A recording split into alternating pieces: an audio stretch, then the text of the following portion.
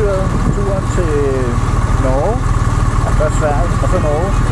Det bliver en lidt anderledes omgang, men helt alene, solo ride, op igennem Sverige, og så over til Norge.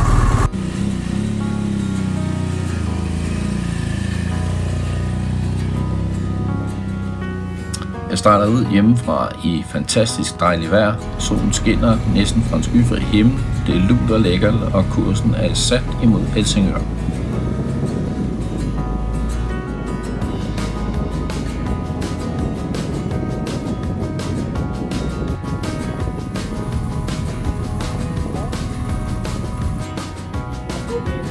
Tak for det.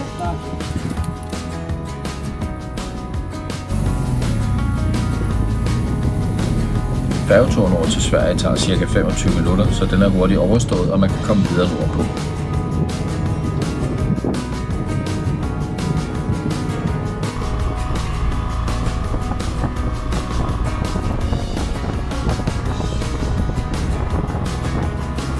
Efter nogle 100 km motorvejskørsel, så nåede jeg Göteborg, hvor jeg lige holdt en kort kaffepause og fik lidt at spise, inden jeg fortsatte videre nordpå.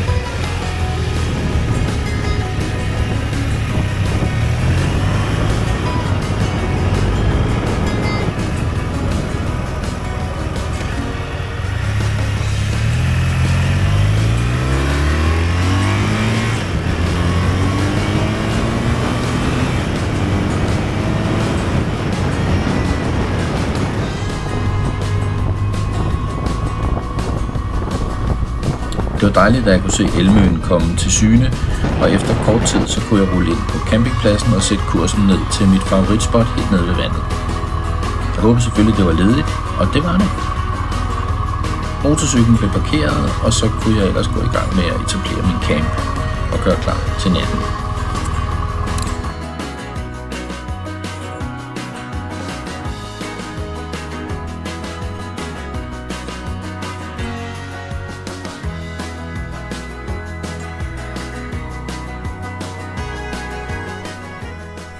Skal det meget stå blive varmt. Nå, men så sidder jeg jo her på Elmøens camping.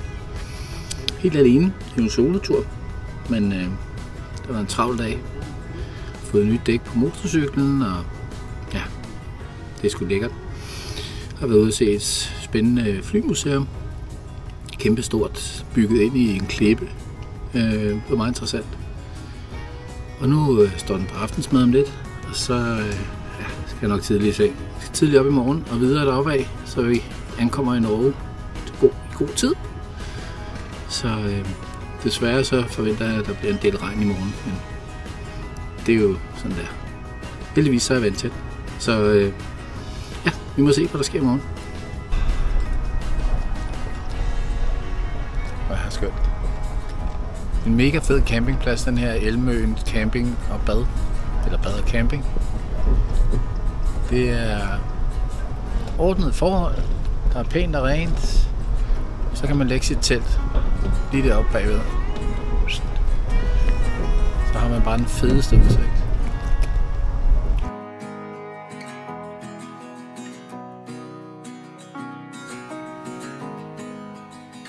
Næste morgen, der skinnede solen efter en nat, hvor det havde tordnet og braget og regnet sindssygt meget.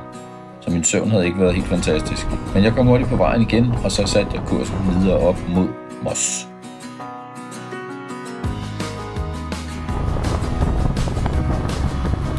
Svinesundbroen er jo efter sigende en af de smukkeste grænseovergange i Europa, men den var desværre lidt udfordret af, at der var vejarbejde, så udsigten var ikke helt formidabel.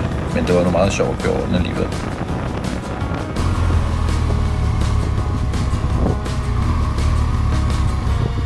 Da jeg nåede til Moss, så var det direkte ned til færgen, og så kunne jeg nærmest køre ombord med det samme. Så kan vi høre. Hej der. Tak for det. Hej hej. Tak så mycket. Det er svensk. Men jeg blev i hvert fald vinket hen til færgen, og med fakter med videre, så kunne jeg lade mig forstå, at jeg skulle skynde mig lidt ombord. Jeg nåede også kun lige at parkere motorcyklen, så gik porten ned bag ved mig, og færgen sejlede.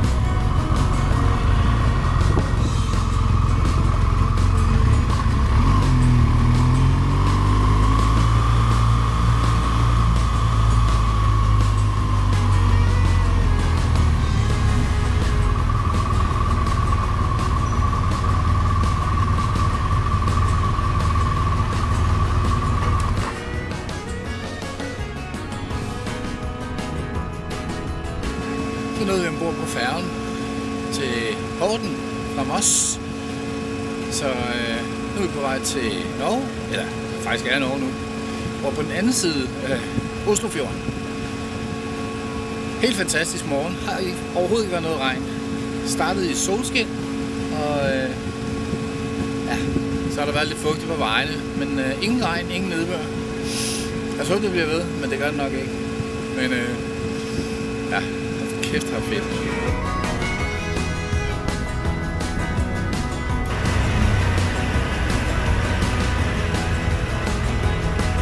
Da jeg havde nået den rigtige side af Oslofjorden, så satte jeg kursen nordpå. Det regnede ikke, men vejene var meget våde, og der hang sådan en tyk dis i luften. Den her bro, jeg kører over her, den synes jeg havde set før, og det havde jeg faktisk også. Da jeg var der i maj måned, der kørte jeg over præcis den samme bro, fordi jeg kunne kende den, da jeg kom over på den anden side, hvor der var en bæk, hvor man kunne holde en lille pause. Men et fantastisk sted. Efterhånden som jeg kom tættere og tættere på Kungsbacka og Lottroten, tror jeg det hedder, kunne jeg godt se, at vejene de var hærgede. Der havde faldet utrolig meget vand, og der var flere steder, hvor vejen var helt skyllet væk. Kan det godt gå at køre igennem? Ja. Kan det godt gå at køre igennem, tror du? Jeg tror, vi får det igennem. Ja. Hvor dybt er der? Ja. Der er ikke så dybt. Nej, du skal da på for det. Nej, jeg tror, du kommer til. Jeg prøver. Jeg synes ikke, han var helt overbevisende, men jeg tog chancen og tænkte, BMW'en den kan vel nok klare en lille smule vand.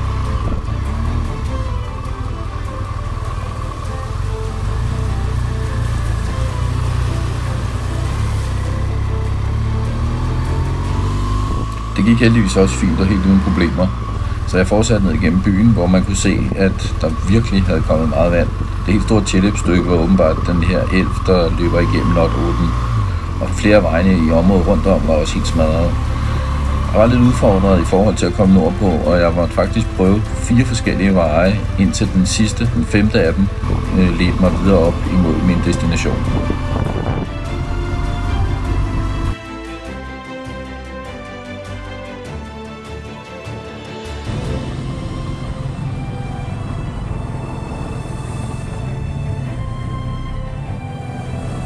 Da jeg ankom op til mit Airbnb, så kørte jeg op ad vejen og blev mødt af verden.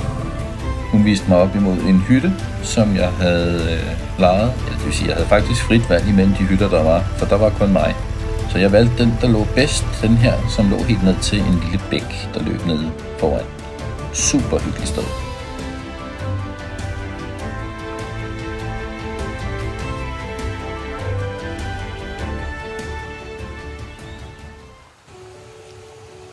Godmorgen. Nu er det blevet dag 3. Jeg har sovet helt fantastisk i nat. Den her dejlige hytte under tørvejr. Det begyndte at regne lidt i går aftes, så der var jeg endnu mere glad for, at jeg havde taget en hytte. Så det var sgu skønt. Nu i dag her, der har vejret begunstiget mig med sin bedste version af sig. Det bliver sol. Der er helt blå himmel, kan jeg se. Og jeg skal en tur op imod Jotunheimens nationalpark. Jeg planlægger, at jeg skal overnatte i noget, der hedder Speederstuen, tror jeg nok. Og det ligger lige nede midt i dalen ved Norges største og højeste bjerg, Galdhøjpigen. Så det tænker jeg bliver en helt fed oplevelse. Planen er, at jeg skal campe med teltet, og så må vi se, hvordan det går.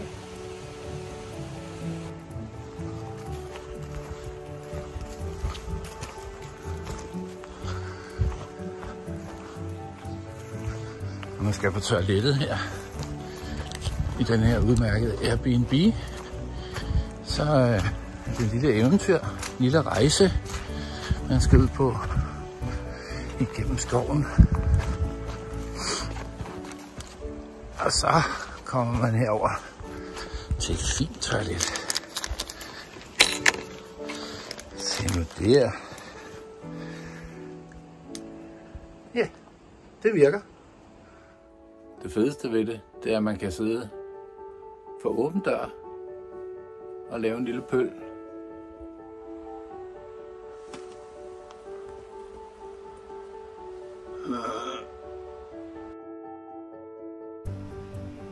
Nu klokken 8, og jeg er klar til at køre.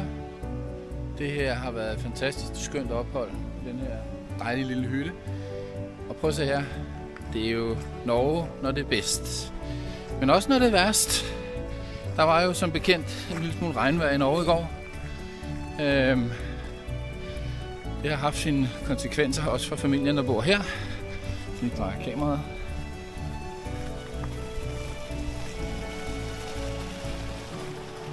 Sådan. Så kan man have en relativt terrængående bil for at klare det der. Men de bor saftsus med skønt her.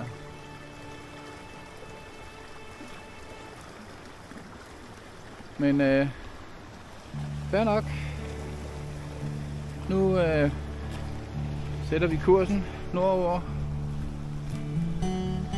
Så Jotunheimen, here we come.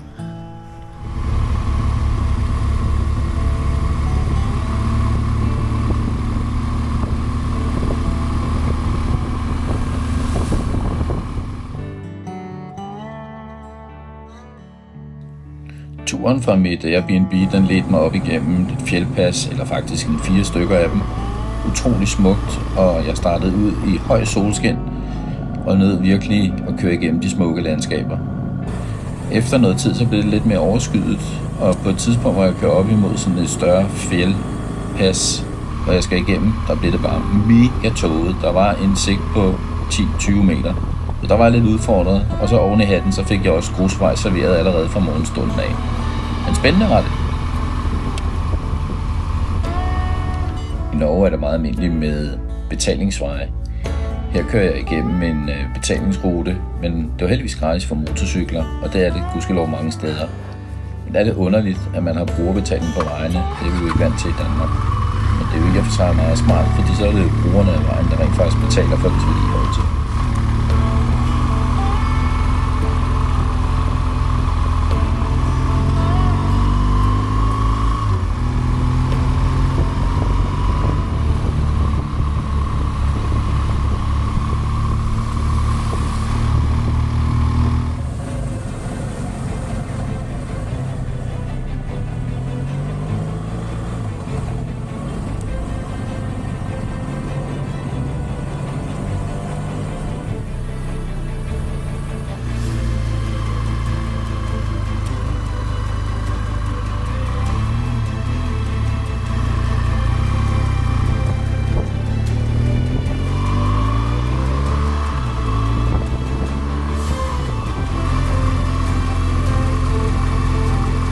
Efter man har kørt igennem byen Gol, så skal man op igennem Golfjeldet, eller Gol, det ved jeg faktisk ikke, det hedder. Men det er en meget, meget lækker tur hen over fjeldet, hvor der er afsindig smuk natur. Nogle gange, når man kommer kørende op igennem sådan en fjeldpas der, så kører man jo også nogle hårde nålesving. Og indimellem så er det ret spændende, hvad man møder undervejs. Her kommer der for eksempel en kæmpe lastbil, så bliver man lige klemt lidt ud til siden, men det går endda. Så er der kaffepause med quick lunch. Det er med underholdningsmusik fra Kvarnhøj Turistcenter.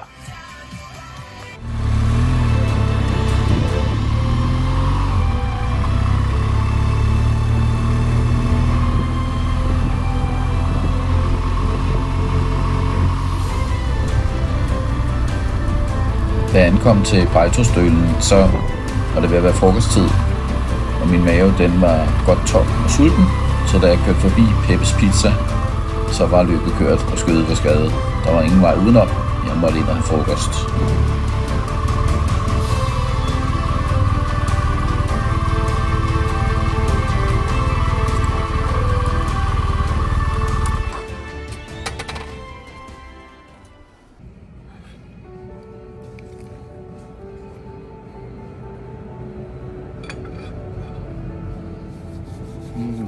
Og det er det, man trængte til.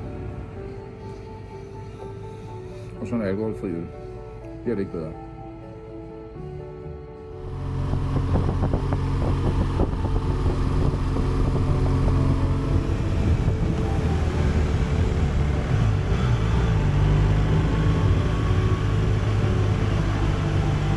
Efter Lotostølen, så kommer man op imod et stort bjerg, der hedder Bithorn. Det var nu indhyllet i skyer. Og ganske kort tid efter rullede jeg ud over sletterne, eller de store vidder i Jotunheims Nationalpark. Det var fuldstændig fantastisk syn, og det var vanvittigt smukt.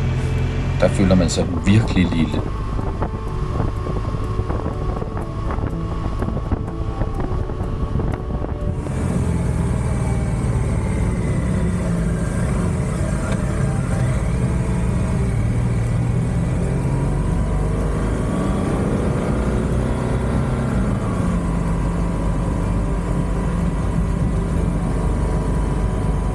På et tidspunkt så ser jeg ned til højre og kan se Jotunheimvæggen, som jeg kommer til at køre på i morgen. Jeg fortsætter ud over vidderne og nyder det fantastisk smukke landskab, og er selvfølgelig nødt til at stoppe op og stå og filme det hele lidt for at suge indtrykkene til mig. Det vildeste er faktisk, at når man står derude, og det ikke blæser meget, så er der helt stille. Kommer der ingen biler, så er der bare stille. Og der er vildt smukt. Jeg kan se op på gletsjerne og de sneklædte tinder. Fortsætter ud af vejen og kommer forbi nogle meget smukke søer, som er sådan helt grønne på grund af, at de består af gletsjervand. Og det gør den her elv, jeg kører over os.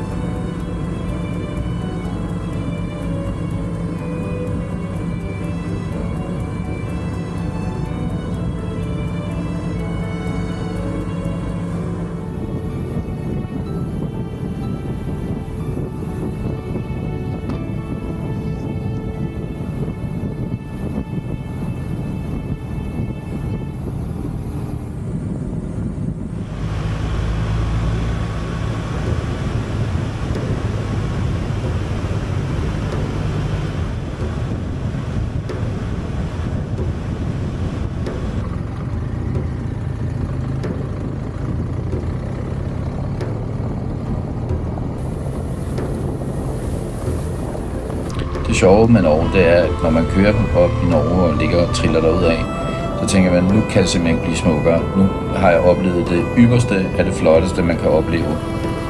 Men så kommer man lige hen et sted, hvor man bare bliver blæst helt bagover. Og det her var et af de steder. Visdalen er bare sindssygt flot.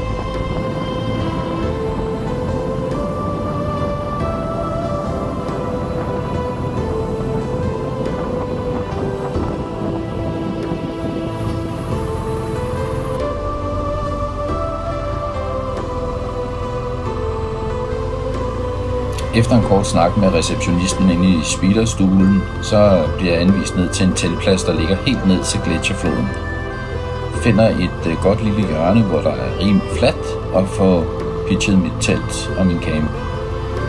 Jeg må sige, at det er tæt på at være et af de flotteste steder, jeg nogensinde har campet. Og jeg nyder det i fulde drag. Jeg er også lige nødt til at klatre en lille tur op ad bjerget for at se på det hele lidt opfra. Fantastisk var der. Jeg havde egentlig besluttet mig for, at næste morgen så skulle jeg prøve at bade i den her flod, eller elv, der består af gletsjervand, som er formodentlig ret koldt. Men da temperaturen næste morgen var cirka 4 grader, så blev det hurtigt opgivet.